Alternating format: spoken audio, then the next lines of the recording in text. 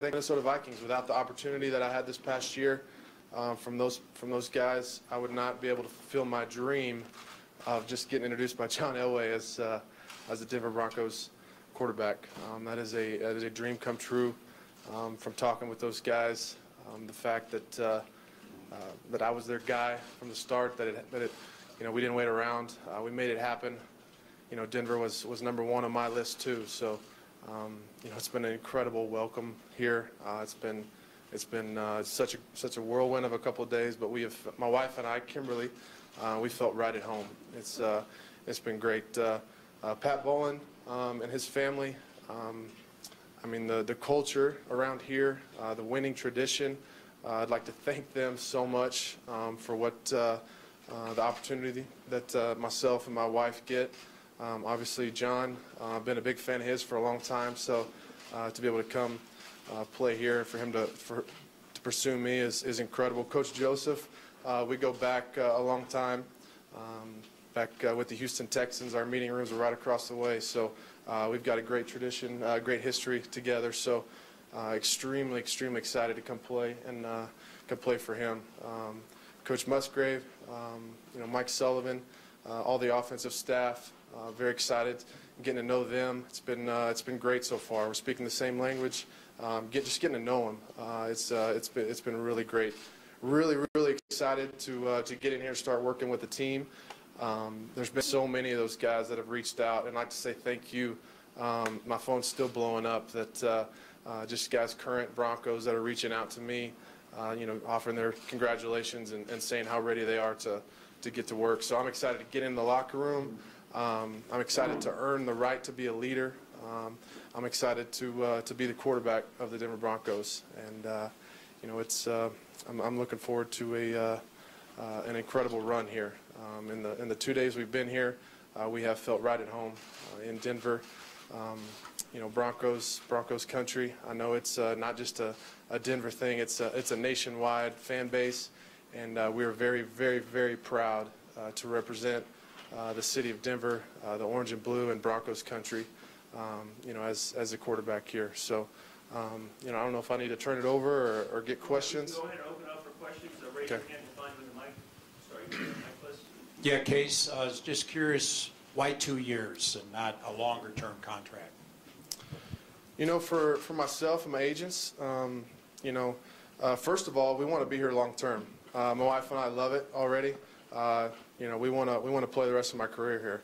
There's no doubt about that. But I think the 2 years is an opportunity for me to continue to prove myself, as a starting quarterback, as a franchise quarterback, as somebody a team, a franchise can count on. So, I think that made most sense for my agents and I, and the deal they put together was great. So, for me, I've earned everything I've got. Nothing's ever been handed to me, and I want to continue to earn everything from this point out. So it made the most sense, and I couldn't be more thrilled at how it's turned out.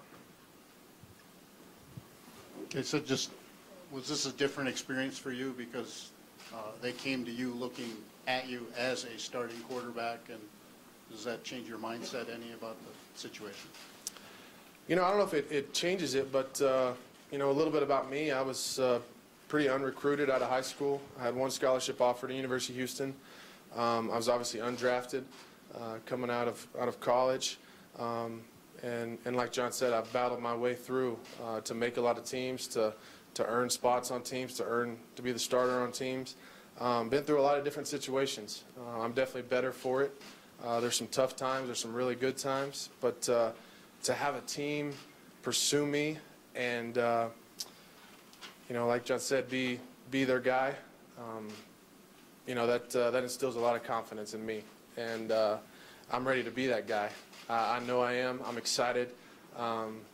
It's Denver Broncos quarterback, and so I think I've got an idea of what that entails. But for me, I plan on putting everything I've possibly got into every day to be the best that I can be. Case, what clicked last year and that makes you think that this is who you are going forward? Was it just opportunity? Was it something just through experience? Because obviously you put together an unbelievable season. So what What happened last year makes you think that's who you are going forward? I think it was a lot of things. I think we had the right group of guys. Offensively, defensively, as a team, as a coaching staff, the pieces fit. For me, I'm a guy that I've continued to get better over my career. That's been a goal for me. I want to get better each day. I want to get better each week. From week to week, I want to get better each season. I want to get better each year. So I plan on being better than I was last year. I'm going to work on things I did well and continue to do those things well. I'm going to get a lot better at things I didn't do well. So, that's why in the short time that I've been here and from an outsider's view, just looking at the team, doing my homework, I see a lot of the same pieces, the chemistry that the guys have on the team, the coaching staff, that is committed to putting us in the best possible chance to be successful on the field, from the front office to upstairs, to a head coach that's really excited about winning football games. So, all those things that make great football teams, it's here. And, that's why it was on the top of our list. So, for them to pursue me was pretty incredible. Case, John Elway just stood up there and said you were his #1 target. But to a lot of the stars on this team, they made public pleas for Kirk Cousins, Von Miller, Chris Harris, Emmanuel Sanders. How do you handle that with your teammate? Do you think you have something to prove to these guys, or does that lead to any awkwardness here? No, there's no awkward. I mean, Vaughn was the first person that reached out. And I applaud those guys for wanting to make their team better. I want guys that want their team to be great. So that want to do everything they can to help the team. So no, it's not awkward for me at all. All those guys have reached out. Like I said, my phone is still going off. Harris, Roby, Derek Wolfe, Von Miller, all those guys on the opposite side of the ball who obviously I'm glad, that we're wearing the same color jersey now. But, offensively too. Offensive line, they're reaching out. All those guys. DT, Emmanuel, like a lot of those guys on the offensive side as well. And so just the reception we've had, not just from the city, the fans, the coaching staff, but the players, it's been great. And I'm ready to step in that locker room and earn the right to be a leader. This kind of piggybacks a little bit off of what Arnie just asked, but John and Vance spent the last 2 days at pro days at Oklahoma, at UCLA, probably have plans to check out some more of these guys. If they were to draft a rookie at #5, how would you feel about that situation, and are you, I guess, aware that that is certainly a possibility? I've been around long enough to know that anything's a possibility in this league. I was a starting quarterback when we drafted somebody #1 overall, and a team traded a bunch of draft picks. So, I know how that goes too, and I know that like my teammates, like my coaches, like the front office, everybody's doing everything they possibly can to be the best Denver Broncos that we can be. So for me, it doesn't change my mindset. It really doesn't. I prepare every day with a mindset that I'm going to do everything I can to be the best quarterback for this team, to be the best leader. So it doesn't change my mindset at all. Case, was there any other teams in the mix, and with the Broncos, because of maybe DT and Emmanuel, your #1 choice all along? Yeah, there's a few other teams, but I mean, like I said, I did some homework with my agents, before all this, started happening, and we made, we did a lot of homework on every team that was a possibility that might want a quarterback, and every team we compared it to, the Broncos were by far and away the best option. And when they were the first team that called, my wife and I were down in Houston, and we were, our hearts, both jumped. So it was exciting. It was an exciting evening. I think it finished up. We were laying in bed like at 12:30, and we didn't get much sleep after that. And we stayed up all night just talking and excited about, the opportunity moving forward. So it was incredible. You talk about earning the respect of your teammates. Do you see yourself maybe holding a camp this summer to work out with the wide receivers, get extra reps with them before the season starts this summer? Yeah, I don't know about holding a camp. I'm down in Houston right now, and I know a couple guys that have been training down there. I've reached out to them, just kind of get to know you first of all. I'm really excited to get to any chance I can to throw with those guys. So, I'm sure we'll have some talks on that in the next weeks or two. But yeah, I'll travel anywhere and or fly lists anywhere to to make that happen. Hey, Case, Brandon Cristal, Orange and Blue 760. Welcome to town. You said that the Broncos were at the top of your list. The second John Elway got on the phone, did that make the decision a lot easier? Yeah, I mean, I think the decision was made at that point. I mean, it was just knowing who he is and how he operates was incredible. And that's top down. That's from ownership on down, man. It's a first class organization. I've been around a little bit, I know, but with him, with Coach Joseph, with the entire offensive staff, I know a lot of the guys on the defensive side too. I mean, it's all just incredible. It is, and it's a dream come true. So, Case, when you have that initial meeting with the offensive staff and they ask you, what are you most comfortable with? What style of play? How's that conversation going to go? Well, we haven't, talked too many X's and O's yet. It's kind of more get to know you. Just able to go out to dinner last night with Sully and Clint, the guys working with the quarterbacks, and my wife. So, yeah, I'm excited to get to work. I really am. I think they've watched a lot of film on me. I'm going to go back and watch the entire season last year offensively, studying the offense that Coach Musgrave, was calling. So, I'm excited. I'm excited to get in there and start talking about, what makes sense and, what language I speak, what language they speak, and get on the same page and, figure out how to move the ball, how to get first downs, how to score, and in ball games. You have a lengthy history with Gary Kubiak, too. How much did that influence this process, and has he played a big part in it? Yeah, Coach Kubiak, I talked about earlier about being undrafted.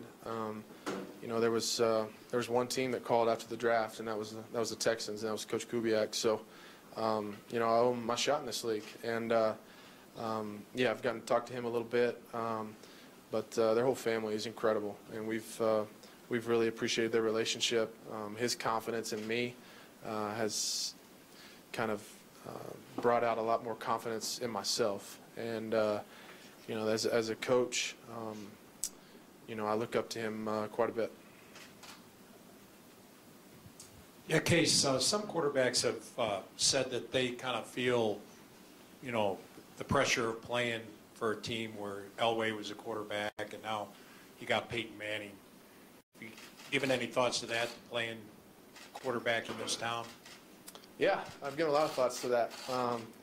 It's pretty incredible. And as you can see from the pictures around the building, I mean, it's, the tradition and history of not only the Denver Broncos, but quarterback at the Denver Broncos is special. And for me to be, on that list of guys that play quarterback for the Denver Broncos, it's an honor. It really is. For me personally, I've learned that I can't be anybody that I'm not, if that makes sense. That I'm me. I take things from different players. I take advice. I've watched a lot of John, a lot of Peyton Manning, a lot of different players, and I take what I've learned and I add it to my craft. I feel like playing quarterback is a craft, and that's why I'm always continuing to perfect my craft, and to be the best quarterback I can be. But that's that's me. That's playing my style of ball, and that's listening to my coaches, trying to be coached. Get on the same page as my coordinators, quarterback coach, and being the leader that this team needs me to be. Final two, Woody and then Eric. Okay, so when you were a kid, you were wearing the jersey which you put out. You would have been about 9 or 10 years old.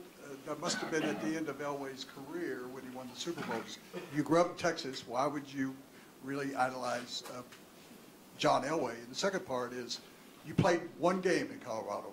How vividly do you remember it, and do you remember who intercepted the pass in the end zone? I do. That's a great two-part question there. The first, growing up in Texas, you kind of inherited into the Cowboys fans, so there was that. But for me, I've always had a John Elway poster on my wall, and it was the one where it started, it's him throwing the ball, and there's 2 minutes, minute 59, and it counts all the way down, and it said, it's either never too late, there's always enough time, and that's why I wore number 7 for a long time. So, it's very cool. And as a kid growing up, a coach's kid wanting to play quarterback, yeah, I mean it was Elway and the Broncos and Aikman and the Cowboys. So that's a big part of my childhood. And yes, that was when Clint called the other day. I still have that picture on my phone, and I'm reminded of it. It was Clint Kubiak came over and from his safety position. I remember the play vividly. We had a field goal in our pocket, and I tried to be a little greedy and win the game on a touchdown pass, but he came down with it. So I'm glad we're on the same team. Like I said earlier, a lot of guys here that I'm very glad to be on the same team with. Last question, Eric Goodman. Case, there were some struggles earlier on in your career. Looking at last season, what really seemed to click for you? There's a lot of things. Like I said, I'm not the same player I was 5 years ago, 4, 3, even last year. I'm going to be a different player this year. And by different, I mean I've gotten better each year. I really have. I understand the pro game better. I understand pro defenses better. I understand just how the flow of the game goes, and knowing as a quarterback what's important: third downs, 2-minute red zone, those crucial situations that I think as a rookie, as a first-year player, I'm trying to get the play out and trying to get the ball down the field.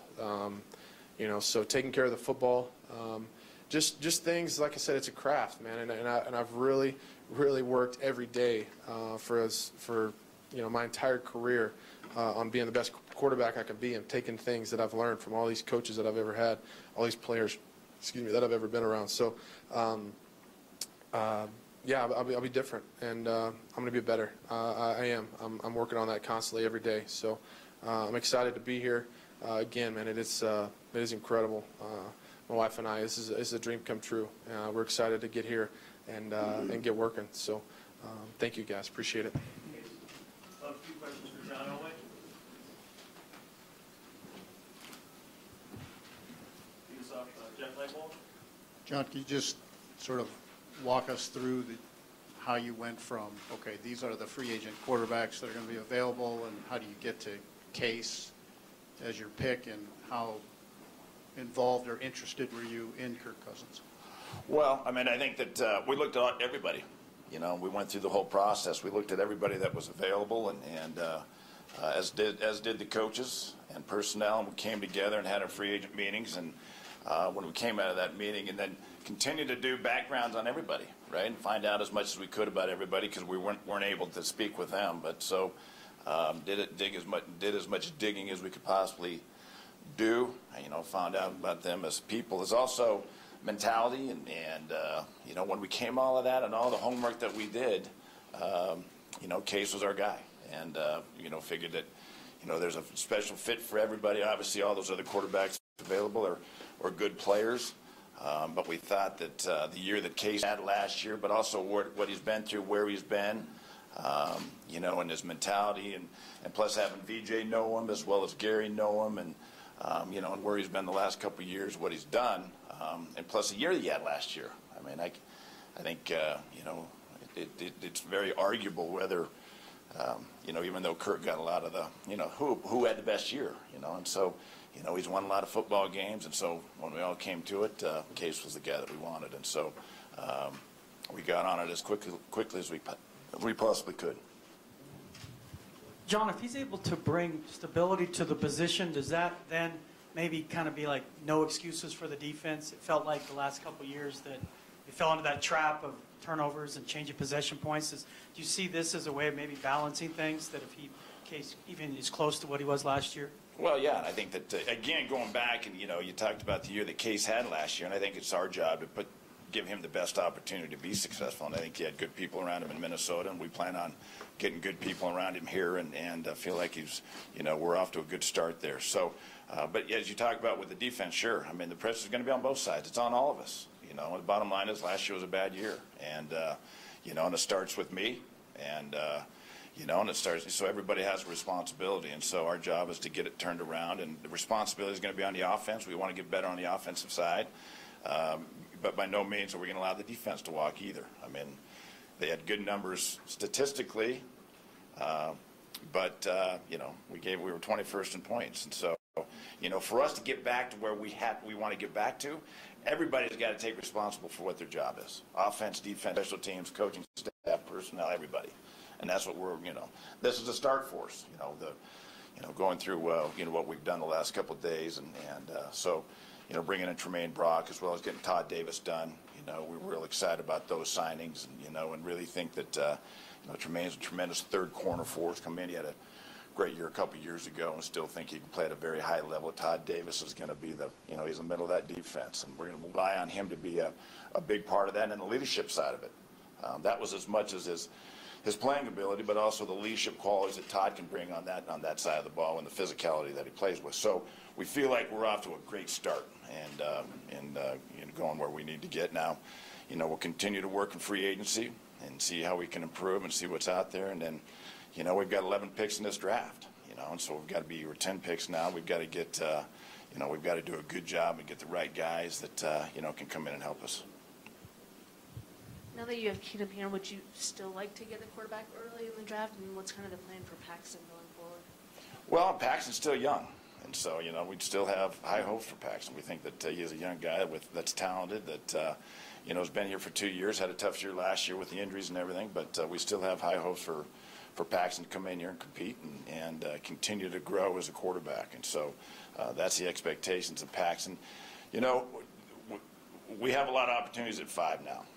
And so we're in good spots there. We're high in a lot of rounds. And so, again, as I said, it's going to be important for us to find guys that are going to help our football team. And, we'll continue to work that. We're still getting through the free agency side. And then once we get in our draft meetings the 1st of April, then, we'll start looking at all the different ways that we could possibly go there. Hey, John, there's talk that 2 years ago, the organization made a run at Case. You tried to work a deal. Why was there interest back then, before Case had the season he had in Minnesota, and how influential was Gary as your head coach at that point? Well, I mean, I think that, there was interest 2 years ago, and it was coming off after Peyton had retired, and so we had Trevor as well as Paxton was in his first year, and so we felt inexperienced there, but so we had interest in Case back then, but I think it was it was more the fact that the Rams didn't want to let him go because we wanted him and we were trying to get something done and couldn't get it done. But I think that they knew that what they had in Case, and so therefore we couldn't get it done. But thrilled that we were able to get it done this time. As far as Gary, obviously Gary's helping us a tremendous amount on the personnel side. As I said, he's got a great deal of knowledge. He's a very good evaluator. But also Gary's relationship with Case and knowing Case, that obviously that was a big feather in Case's cap as far as I'm concerned, because of the fact of what Gary thought of him and really as a man and what he could do in that locker room for us. That locker room is something we got to continue to work on, and as you can see, the maturity that Case is going to bring, I think, is going to be tremendous for us. And plus, as I said earlier, I think he may be just hitting his stride right now, and so a lot of times it takes different situations to get comfortable. Obviously, Case was in a good situation last year with the Vikings, and my plan is to put him in that same situation this year to where he can be successful and have the year, if not a better year this year than he had last year, and continuing on.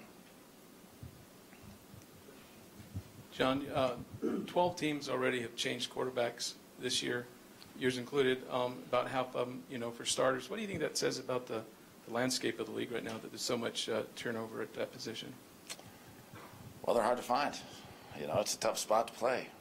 There's a lot of expectations, and you need people around you, as Case knows, as I know, that you need good people around you to be successful. But it's a hard position. There's a lot of pressure on it, and you got to play with consistency, and there's a lot of people that rely on that position. So it's a hard position to play, and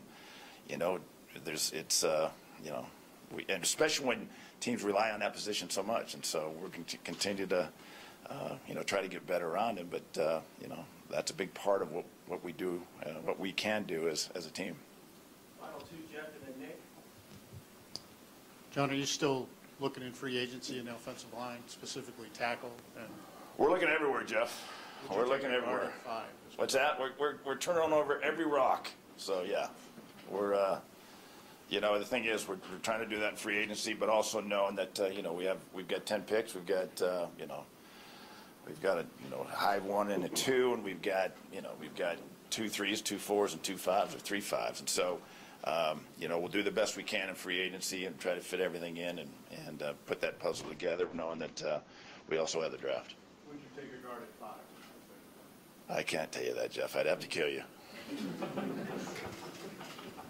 Last one, Nick Griffin. John, besides just the on-field talents from Case, more about the substance, the makeup, the qualities, the leadership qualities that really, I think, probably drove this decision home for you.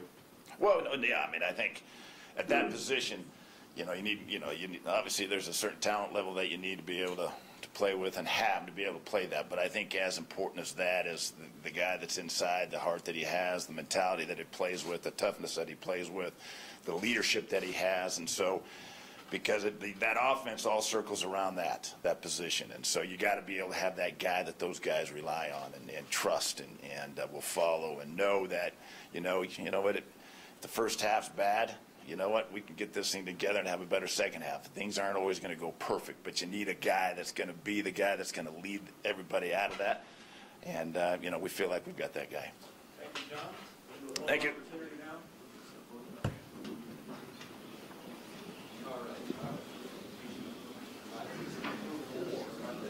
Down.